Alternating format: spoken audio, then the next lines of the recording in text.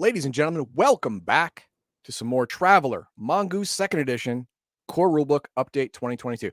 And today we are going to talk about spacecraft operations. How do spacecraft work? How do you fly one? How do you dodge? How do you shoot? How do you make yourself go? Well, we're going to find that out right now. We welcome all people, regardless of background, belief, or identity, to play tabletop role-playing games. Let's engage our imaginations, pull a veil over reality, and immerse ourselves in fantastic worlds. Don't be a disruption at the table, and always remember, it's just a game. The charity we support is the Wounded Warrior Project, a national, nonpartisan organization whose mission is to honor and empower wounded warriors. Please refer to the description below for the link to where you can make your hopefully tax-deductible donation. Join us Thursday and Saturday evenings on twitch.tv/legionofmyth to watch Heathen Dog and his team of dirty casuals play multiplayer games for your mockery and enjoyment. Here on our YouTube channel, you can watch these game-related segments live every Sunday at 1 p.m. Central Time, or check out the Friday night stream where our panel of guests opine, comment, and editorialize on the TTRPG hobby as a whole. Please leave us a comment with your thoughts and experiences. If you enjoy our gaming content, please be sure to subscribe to Legion of Myth. All right, here we are. Real quickly, if I crash, I will try to come back. Okay. I'm having some issues right now. Spacecraft operations. What makes your rocket ship tick? Well, let's find out, Flash Gordon. This chapter covers operations and encounters in space, other than combat between spacecraft, referred to the space combat chapter. Ship captains are advised to read this chapter carefully, as it contains everything needed to operate and maintain a spacecraft during day-to-day activities. Okay, so this isn't going to be combat. This is going to be maintenance, I guess. Okay, let's find out what it is. The term spacecraft covers any interplanetary or interstellar vehicle, anything that can travel through space under its own power. You don't need the first part of that sentence if you use the last part. Stupid. There are subdivisions of spacecraft that further define these vessels. Ship, spacecraft 100 tons or more. Small craft, less than 100 tons. Capital ship, 5,000 tons. System ship, a ship without jump drives. Streamlined hull, a ship designed to fly through atmosphere. That's cool. Partially streamlined hull, may enter atmospheres but are not specifically designed to do so and are extremely ungainly. You might crash. Unstreamlined hull, don't go into space. Don't go into the atmosphere. It's called crashing. Don't do that. Well, if you feed it particularly at a nice, flat, perpendicular angle.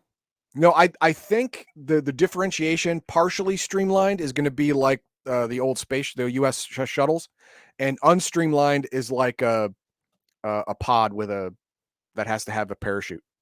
Gotcha. I'm pretty sure it's going to be like that.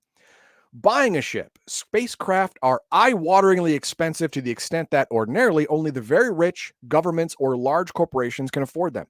However, an industry of ship mortgages has sprung up. Oh, leave it to the bankers to make money.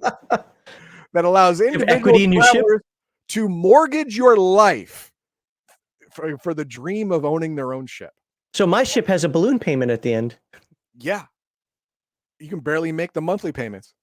Although the repayments can be suitably astronomical and may force them to make less than noble decisions in order to meet bills charge every 4 weeks. This is the basis of driving force in many traveler campaigns. The monthly repayments on a ship mortgage are easy to calculate. Start with the total purchase price of the ship being bought and divide that amount by 240. This is the amount that must be repaid every maintenance period for the next 40 years. 40-year mortgage on your ship. Well, hey, you know what? If you're in technology level like 50, whatever the high ones are, you know what? You might be living 300 years. So that's possible, I guess. I mean, but you're not going to be able to afford the special anagaptic, whatever they call it, the youth yeah, that's right. Yeah, because you're paying off that ship. So it's either get old or have a boat. I don't know. Career benefits. It is possible for some travelers to receive a ship as a benefit when leaving a career, such as merchant receiving a free trader or a scholar receiving a laboratory ship. This represents them buying a ship earlier in life, and a proportion of the mortgage will have already been paid off. Every time a ship is rolled as a benefit, 25% of the original mortgage has been paid off. So it's a lie. If you get a ship as part of your career benefits, it's only a quarter of a ship. That sucks. In practice, the traveler may choose to continue to pay the calculated mortgage for 10 years less time every time the benefit is rolled, continuing the mortgage, and pay off their ship faster, or deduct 25% from the mortgage price and keep the 40 years. Ship shares. You got one of these ship shares in character creation. Let's see what that does for you. I got one ship share. One ship share. Let's see what happens. Individual ship shares may also be earned during careers, each one worth 1 million credits.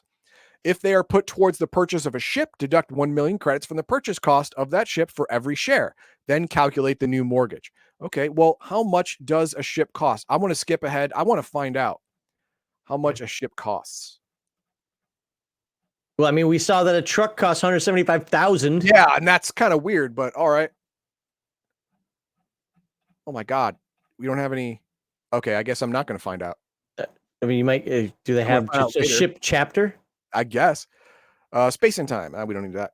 Okay, this is the character sheet for your vessel. Name, hull points, armor, class of ship, ship's computer, basic ship systems, maneuver drive, jump drive, sensors, weapons, fuel, mortgage, life support, salaries. Oh, for your, if you have crew, if you buy crew. Maneuver drive, reaction drive, jump drive. Okay, yeah, it's just all the stuff. How many critical hits you've taken on all these things. That sucks. And this is it this is a printable version without all the bubbles. And then we have all of the stuff, all of the things you can do with your ship. Go to an airlock. A ship has at least one airlock per 500 tons. The average airlock is large enough for 3 people in vac suits to pass through. An airlock takes 10 seconds to cycle. Under normal circumstances, airlocks are locked down from the bridge and require a very difficult 12 or higher electronics computers check to override from either the interior or exterior of the ship. An unlocked airlock can be triggered from outside. Airlocks generally have vac suits, rescue bubbles, and cutlasses.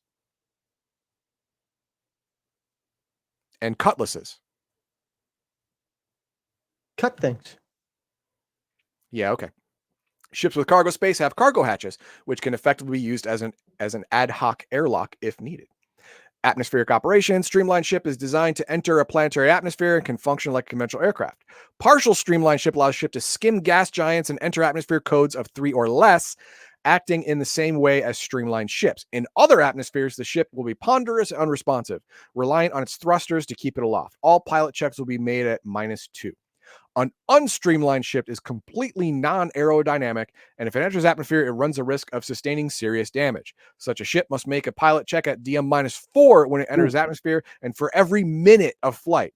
Each failed check inflicts 1d of damage to the ship, ignoring armor. All right, don't do that. Don't do that. So what I see from that rule is I don't want to actually try to skim the atmosphere and slowly maybe circumnavigate the Earth once or something to land. I just want to come straight in. Reason being is it'll be a DM-4. I only have one roll because it isn't going to take me a minute to hit the ground after that. Well, and hopefully not. And hope I make it. Well, yeah, I mean, I understand that logic. I mean, going in hot is actually a good thing if you have a brick, because you have to roll every minute. Keep those minutes to a minimum. I get it. I believe it. Docking and landing. These two procedures are routine and performed whenever a ship travels between systems, so ship captains should be very familiar with the operation. Note the rules for atmospheric operation will apply whenever a ship lands on a planet or an atmosphere. Landing. If your ship is made to land, it's a routine check. I mean, your game master should not have you roll this unless there's some kind of adversity, because this is just landing. This ship was made to land. You had to learn how to land to get out of pilot school, brother. You know how to do that. Docking. Again, if you have a spacecraft, docking is, a given thing. It's, again, a routine check. I do agree with that last sentence, though. Docking with another vessel requires a routine pilot check, and it takes 1d minutes. I do think that when you try, it's kind of like today with refueling aircraft. It's not the easiest thing in the world to do. When you get the videos of it, it looks routine, but it's actually a pretty They don't show you the misses. Even professional pilots who've been doing this for like 5-10 years, they sometimes miss those refueling ports. They sometimes miss and have to come back. I mean, they get crapped on for it, but it happens.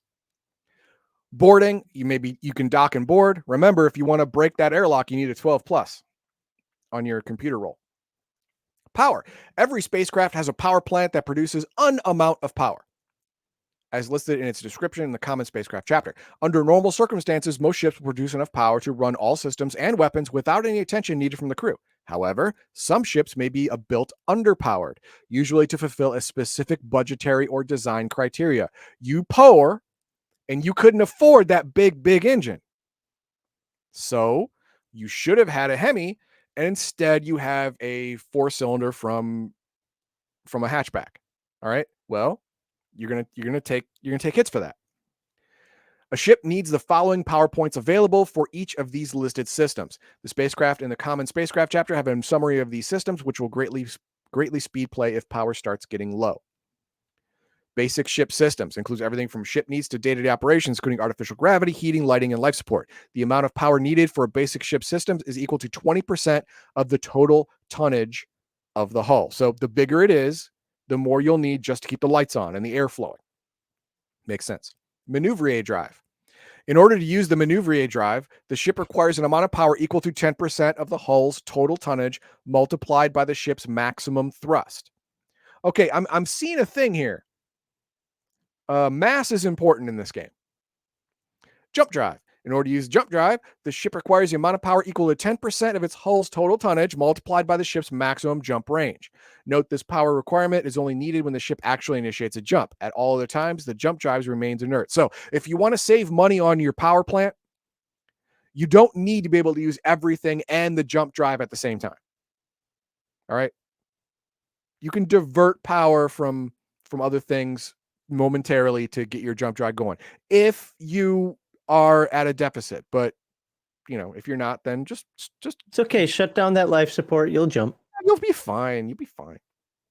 Weapons. Power required for a beam laser is 4. Missile rack is 0. Well, it should be something. It should be 1. You got to activate the missiles, right? It takes electricity.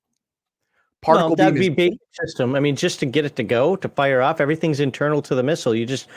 I'd put that under basic systems. Okay. Sandcaster. Don't know what that is, but it's in space. I don't know what kind of sand you got in space, but all right. Running out of power. What happens if you don't have power? Let's find out. So long as a ship's power plant is producing enough power to run all systems, the spacecraft can operate normally. If for any reason the amount of power available drops below this, usually because of a critical hit, I imagine, the crew need to make some tough decisions, shutting down various systems so they are no longer a drain on the power plant. The consequences of shutting down various systems are detailed here. Basic ship systems cover essentials, life support, gravity, computer, absolutely vital to the running of the ship. However, there are many non-essential systems that can be shut down on a temporary basis. The chicken soup dispenser in Deck C is unlikely to be needed in battle, for example, which will have the amount of power needed for basic ship systems. Okay, you can't divert all power from everything, life support, computers, gravity. You can't do that. You can shut down unnecessary at the moment systems. I'm shutting down the toilets. I'm shutting down the showers. I'm shutting down the matter replicators. I'm shutting down the 3-ring circus on Deck B. Shutting all that down. Half the power of the basic systems is preserved. That's good. Manœuvrier drive can be throttled back or shut off altogether. This will save the amount of power equal to 10% of it. You won't be able to go anywhere, but if it's that or breathing, okay. Yeah, it's something. Jump drive, you don't need it till it's used. Weapon systems, you don't need those till they're used either. Skipping on debt, so that's what I do. Ship captains hoping to avoid crippling repayments on multi-million credit loans may be tempted to skip out. Just say, screw it, come get me. Jumping to distant systems to make a new life for themselves. If the travelers do so, they may be chased by skip tracers, employed by the bank, or logged as criminals in the Imperial database and hunted down by naval vessels. For each new system, roll 2D and apply the modifiers here. For every parsec away from your lone origination point, -1. Changes to the ship, alter the paint, -1 to 6, depending on how drastic the changes are. Per 10 million credits of value, the ship stolen is a +1. So the more expensive the ship, the more they're looking for you. I get that too. And it goes on and on. If you are between 4 and 24 weeks overdue, that's a big range. It's all +4. Nah. Payment is 25 weeks to 1 year overdue +2. Payment They're starting is to more forget than a about you, year I overdue, guess. +0. They've already written it off as a loss. Yeah, they've written it off. Yeah. Yeah. That's funny. Okay. Running cost and maintenance. Commercial starships usually make 2 jumps per maintenance period. They spend 1 week in jump, followed by 1 week in the system, traveling from the jump point to a local world, refueling, marketing cargo, finding passengers, leaving the starport, proceeding to jump back. The week in the system usually provides time for the crew, recreation, and exploration of a planet. Non-commercial ships usually follow the same schedule of 1 week in jump and 1 week in a system. If haste is called for, a ship may refuel at a gas giant immediately and re-jump right away. This allows the ship to make 1 jump per week, but makes no provision for cargo, passengers, or local stops. If you're on the run, you can do the Stargate universe thing, but instead of going into the sun, you go into Jupiter, and then Bob's your uncle, you go again. Mortgage and debts, you have to pay that every maintenance period. Life support, cost, and supplies. $1,000 every maintenance period, every 4 weeks. $1,000 just to keep the atmosphere scrubbers going, to keep the protein resequencer filled with algae or whatever the hell they use, and to change light bulbs and whatever. Okay. Each person on board a ship who is not in a low berth will cost an additional $1,000 every maintenance period in life support costs. Okay, so if you have for every higher level cabin you have, it also costs more. Each occupied low berth costs $100 every maintenance period. That's they're eating your food, they're breathing your air, and you're going through these commodities faster. I get it. Fuel, $500 per ton for refined fuel, or $100 per ton for unrefined fuel. Fuel is required for both the jump drive and the power plant. So I imagine refined fuel is from a station and unrefined is from Jupiter. Okay. Repairs and maintenance. A ship needs maintenance, which costs 0.1% of the total purchase price of the ship per year. You think, oh, 0.1%, that's great. No, these things apparently cost tens of millions.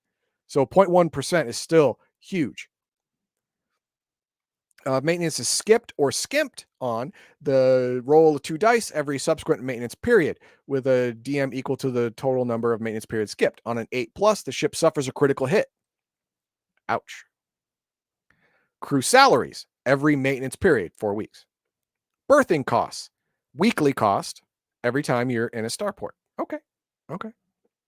Here, let's look at those low maintenance. You take that critical hit, right? Yeah, took that critical hit, say, to the fuel. The spacecraft loses 1D times 10% of its fuel capacity. Oh my God, that's up to 60% of its fuel capacity. Got a leak going on. Got a leak. Oh my God. That's crazy. That is just money just leaving your body. That's all it is. Just all the money. Take care of your ship, people. Yeah, take care of your ship. Here we go. If you want to buy a pilot, it's $6,000 every month. Astrogator 5, Engineer 4. What? Why would the engineer be so cheap? Yeah. I mean, we've seen what happens when maintenance gets skipped, right? Right. I don't like that. Steward. Okay. Medic. Again, I'd put that a little higher, but okay. Gunner. That's fair. Marine. That's kind of high. They're a dime a dozen. Marine. Yeah. For me, that's kind of high. It'd be 500. Space encounters. Let's check that out. Space is unimaginably vast. Yeah. On a galactic scale, stars are little wisps of hydrogen and gas giants are just specks of matter. If ships traveled through the whole of space in a system, they would never encounter each other. However, spacecraft tend to flock to just a few places in any given system, such as the 100-diameter jump limit of colonized worlds, industrial belts in orbit, and gas giants and settled moons. Outside of these regions, the chance of an encounter is basically nothing. Okay, so unless you're going somewhere where other people go, the odds of you randomly coming across someone is basically 0. And if you do, you should be worried. Yeah, if you do, that means they're probably chasing you for some reason. You should have paid your mortgage. Skip Tracer Bill is on the case. Let's see here. Space encounter. Generate a random encounter. Roll 1D every day. On a 6, the ship has encountered something. Roll D66. On the space encounters table, applying the following DMs to the first die rolled on that. I got 32. Well, hang on. Are we in high port or are we in empty space? You're the game master. You figured out. Okay, empty space. That means you're at negative 12. Okay, so 32 is now a 20. No. You minus the first number only, the high number. Well, how do I do negative 12 when I'm only rolling? Well, no, that's the thing. If it goes below 0, there's no encounter. Nothing. No encounter. It's empty space. The odds of you having an encounter are gravely low. So you have to roll a 5 or a 6 on the first die, on the tens place die, to even have an encounter in empty space. Okay. That's what I'm getting. I need to see that where it says it. I don't want to waste a lot of time on it. These are the encounters. Let's just say, what was it, 32 you said? Yeah. Okay. Space junk. Possible salvage. Ooh. Hey, look at that. Well, or hear me out. Someone died here, and the people who killed them might still be around. That could be it. That's not great. Collision. Distress signal. A collision. Almost any collision at high speed is lethal, even the most powerful starcraft. In this case, the ship has collided with a tiny object and that has nevertheless smashed into the hull. The ship suffers 1d in damage. Okay, it's not a big... Okay, it's like a rock. Or, part of a boat. Whatever. I don't know. Part of a boat. We had a boat in space. What does a boat do in space? I don't know, man. It's junk. What are you going to do? I hit an anvil. Anything, if you hit another ship, you just die. You just die. That's it. You see here, distress signal. It's a police vessel. You better have your papers. A pirate or salvage, which is what we actually rolled. Universal law in space permits salvage, but the discovery must be registered first with the system's starport, if any. Roll 2 dice on the salvage table, applying a DM -0 to -6, depending on how damaged the derelict is. If the result is an 8 or higher, then D3 times on the salvage table. I don't know. I didn't find anything. I don't know what you're talking about. Here's the salvage table. Okay. Ship is potentially repairable. Oh, look at that. That's cool. That's if you roll boxcars. Weapon turrets, ship's computers, or the grav. Total value of 2D times 250 grand. That's a long way to pay your mortgage. That's probably going to do it. Jump travel. Jump travel covers the method by which ships can travel the enormous distances needed to journey to other star systems with relative speed. Other methods of star travel are covered in High Guard, which not here. Jump travel is only known means by which a vessel may travel faster than light. To jump, a ship creates a bubble of hyperspace by means of injecting high energy blah, blah, blah. Don't care. It's warp speed. Shut up. Well, is it warp speed or is it jump drive? Don't care. A ship can only safely jump when it is more than 100 diameters distant from any object larger than the ship. Okay. I'm going to say diameters is the object, not the diameter of the ship. So if you're jumping away from Earth, you have to be 100 Earths wide away from Earth. I take the atmosphere with me. Oh, here we go. A vessel could only jump away from Earth, for example, when it is more than 1.27 million kilometers distant, as well as 140. That's too much. 140 million kilometers away from Sol and 300,000 kilometers away from the moon. Oh, the sun counts. The sun counts. Okay. Well, it's any object. Yeah, but damn, man. Gravity can cause a jump bubble to collapse prematurely, bringing a ship back into normal space early. So if a ship tried to jump from Earth to Mars when the sun was between the two, the vessel would fall out of jump space as soon as it came within 100 diameters of the sun. Okay, I see it now. Okay. So that's when you have to plot circuitous. Yeah, you have to plot a course around, Okay, you can do the Star Trek time travel. That's what no, it won't let you, because as soon as you get close enough, you fall out of jump space. Yeah.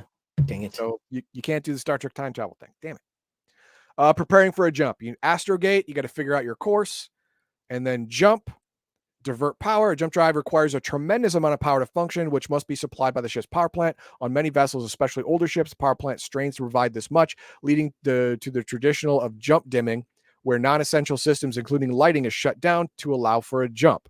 If insufficient power is available, the jump drive cannot be activated. Okay, that makes sense. That's going to be the costliest part, right? In power. So I get it.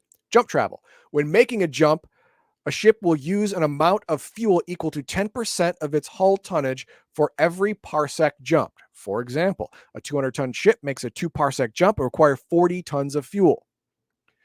A jump carries the vessel a number of parsecs equal to the jump number.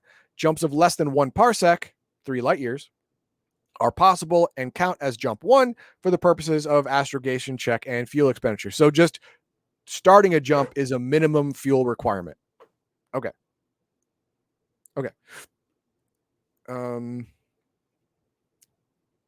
Regardless of how far the ship jumps, it always stays in jump space for roughly 1 week. While in jump space, the ship is completely and utterly cut off from the universe. It hangs in a shimmering bubble of boiling hydrogen, a pocket dimension from which nothing can escape. It cannot communicate with the normal universe, not even by psionic means. It is utterly alone. You don't exist to everything else in the universe while you're in jump space. Well, hey, good news, you can't be attacked. Yeah. When the ship exits jump space after an accurate jump, it tends to arrive close to the target world, but outside or on the verge of the 100 diameter limit. Inaccurate jumps dump the ship somewhere in the inner system, requiring a long space flight. I mean, yeah, think about it. Think about it this way. If you hit the Earth system in just the wrong way, you accidentally hit and you want to go to Earth, but the orbits are in such a way that no matter what happens, you're going to be in the no jump zone of every planet you pass. That's going to take you a long time.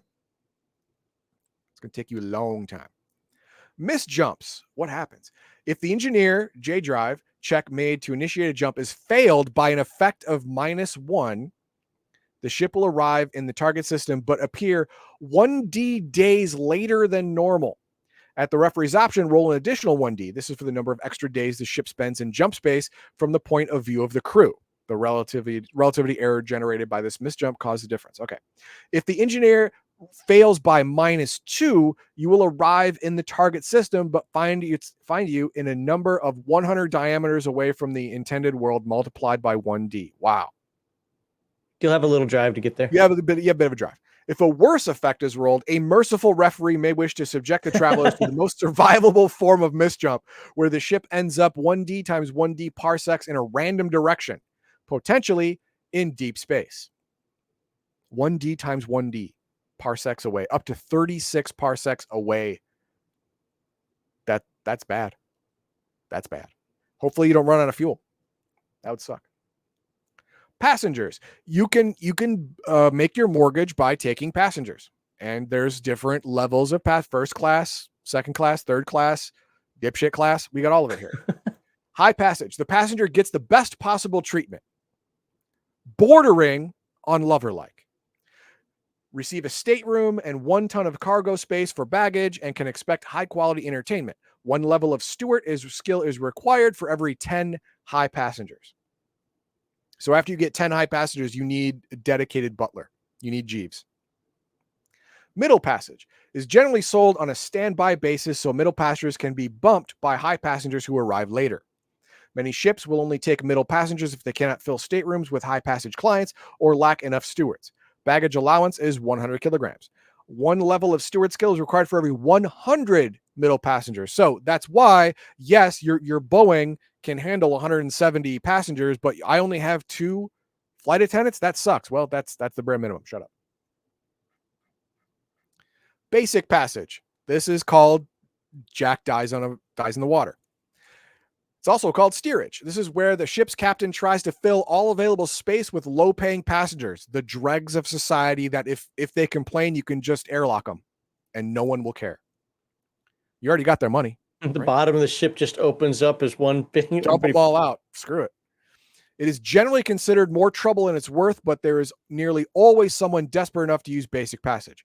2 basic passengers can be crammed into 1 stateroom, and other areas of the ship can be kitted out with simple bunks to carry more. Probably hammocks, I guess. I think I could squeeze 6 in there. Sure. Yeah. Maybe have to break their legs and arms, but whatever. They're bumps. 2 tons of space is required for every basic passenger not in a stateroom. Baggage allowed is 10 kilograms. Working passage, identical to middle class, but you work on the ship, fulfilling a crew position. Low passage, a low passenger is frozen in a low berth and counts as cargo. Okay, there's a real danger to the passenger. We dump the cargo before we dump the passengers, so I guess, yeah. It's danger to the passenger. There's a routine medic check is required upon opening the capsule, applying the passenger's endurance DM to the check. So if they fail, you might, die. If you have a weak constitution, this is probably not how you want to. Probably not where you want to go, man. Not where you want to go. Remote operations. Some ships carry a variety of drones to enable their crew to perform tasks without leaving the ship. Okay, so drones, outside spacecraft work. You don't have to do spacewalks if you have drones. That's cool. There's mining drones. Duh, that's pretty self-explanatory. Hey, we don't want any probe drones. Probe drones. Yeah. Too many stories. Everything talking about something going in or coming out of my ass. Surveying planetary surfaces and are commonly found on board scout ships. Okay. Repair drones. These are cool. Carrying repair drones allows ship to make repairs during combat, allowing access to it. This is if you remember episode 1, where all those R2 units were on the hull of the princess's ship or the queen's ship as they were leaving. That's repair drones. That's cool. I like that. Then we talk about repairs. Hey, scroll up for a second before scroll up to the previous page. He says, read the last paragraph of the low berth. Okay. Low passage. It is customary for the ship's captain to contribute 10 credits from every low passage toward a lottery in which each low passenger randomly guesses how many will survive the... Wow. If the winner's among the dead, the captain collects the prize. Wow. The lottery is administered by the ship's steward. And it's funny that if I don't win every time, the ship's steward is the new low passenger. I'm going to win every time because the winner always dies, unless the winner's me. 2 types of repairs, critical hit repair and hull damage repair. And each one, critical hit repair requires tonnage of spare parts. Unless the engineer or mechanic rolls really well.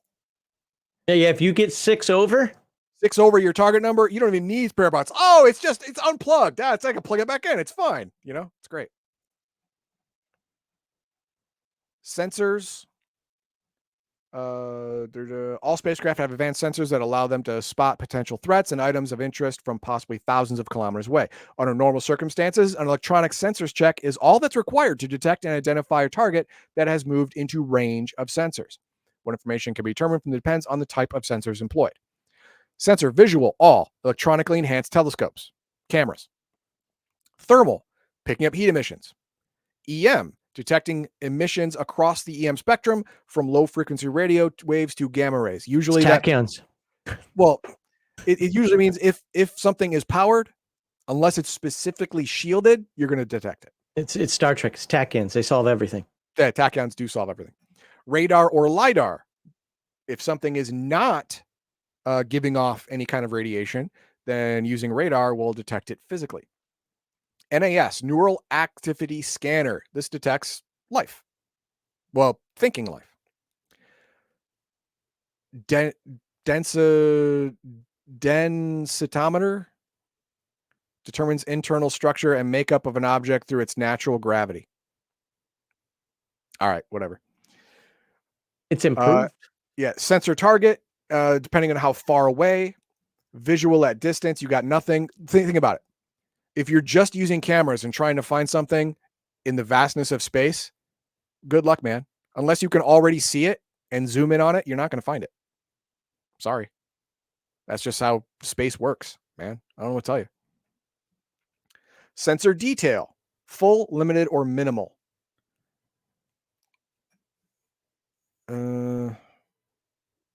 Okay. You roll for detail, and this is the detail: full, limited, and minimal. And depending on what sensor you're using, this is the information that you get. If you are using medium range and you're using visual sensors, then that would be limited. So we look at limited, visual, shape and structure. No fine details. You don't know, you can't count the gun barrels or anything like that. You have a basic shape and structure. And you just know it's the Enterprise.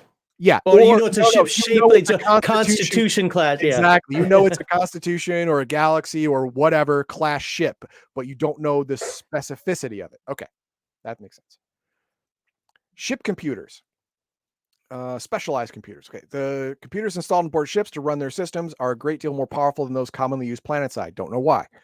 Some ships, such as Type S Scout, have very specialized computers that allow them to run jump software beyond their normal processing score. These are noted as /bis computers, such as computer /5bis, installed with a Type S, and can run jump control software as if their rating was 5 higher. Okay. Ship software. Maneuver software included allows basic control of the ship. Intellect allows ship to understand and obey verbal commands. Hello, computer. Can't we just call that voice activated? Do we have to call that intellect? I guess. I don't know. Intellect's kind of scary. I don't like that. Exactly. Like, wait, whoa. Jump control, evasion. The computer reacts automatically to incoming fire, applying a negative DM equal to the evade program score to all attacks. That's cool. Got an automatic computer evasion. Fire control, in case you have fires inside. Auto repair. I want that. Fire control should be to shoot things. Should it? Allows computer fire number. Oh yeah, fire number of turrets per round equal to the listed number, up to 10. Wow. Pew pew pew pew. Auto repair. I like that. Wait, does it use spare parts? Doesn't say. Allows the computer to make a number of repair attempts per round equal to the listed number. 5 or 10? No, 10 or 20. 10 or 12. Is it 10 or 12? Okay. Attempts to round equal to this number. Alternative, you can give a positive DM to repair attempt equal to the listed number or any combination of the two. Requires a ship to carry out repair. Oh, you have to have repair drones. Okay. You need repair drones and an auto repair AI, and you can make repairs like that. That makes sense. I like that. That's good. Locks. Mechanical, electronic, biometric, intelligent locks can recognize authorized crew. Biometric. Intelligent one is open with a very difficult roll. Check out. Oh, this one's more than biometric. It's like biometric and passcode, biometric and facial features. It's several layers of smart bull crap. You were mean to me. I'm not opening up today. There you go. That's probably one of them. Security systems, alarms, gravity, increased gravity, and you win, right? Yeah. Trank gas, venting atmosphere. That's my go-to right there. No, you have to pay for air every time. God damn it. Well, I'll probably take it from their bodies, right? Travel times. Depending on how far away you're going, it will take this many days.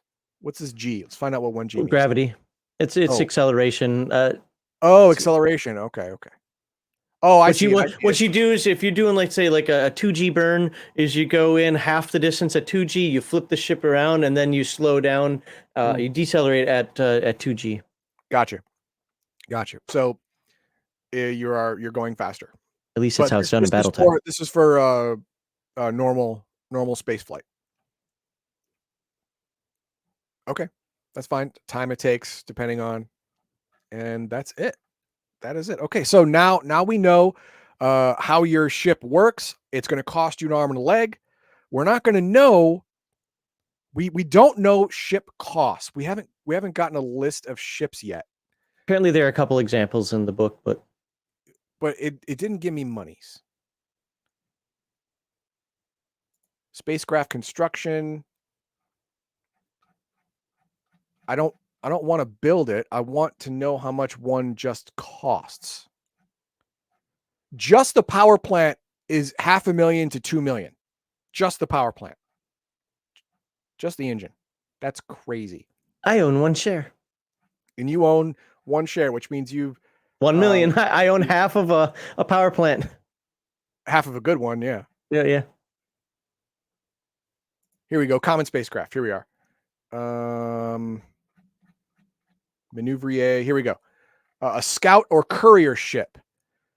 Purchase cost 36.9405 million credits. It's a scout ship, man. Come on. A mining ship. Purchase price $33.8 million. Jesus. This one is a free trader ship. Well, guess what? Trading ain't free. $46.3 million. That's an expensive trader ship. That's an expensive trader ship. I wouldn't call that free at all. Far trader, $53 million because it goes far. Okay, got it. Farscape. Safari ship. This is actually, you might be able to pay it off if you have a really good planet you're going to take people to and, guarantee their safety. Space giraffes with 2 heads. System defense boat. This is a fighting ship that can't go anywhere but in system, and it costs $134 million. Okay, now we know. Now we know. Now we know ships are crazy. Having, you have to have 4 shares and elect to bring your maintenance cost to 0 to actually own a ship outright. That's crazy. All right, what do we have for chat? Just have a couple. We didn't get to space combat. No, we didn't get to space combat today. I'm sorry. Okay. So, but spoiler alert: 1 round of combat in Spacecraft is 30 minutes. That's crazy. Yeah. Scouts can earn scout ship, which includes maintenance. Scouts can earn a scout ship if they retire from being a scout. Got it. Okay. Though they may be required to do minor missions for a governing agency. Got it. Never shut down the coffee maker. I agree, Flady. Okay. With that, you know what, sir? We need to launch a missile. Coffee. We need coffee more, but turn off life support. Look, we're gonna make this McDonald's hot and spill it on them. What else we got?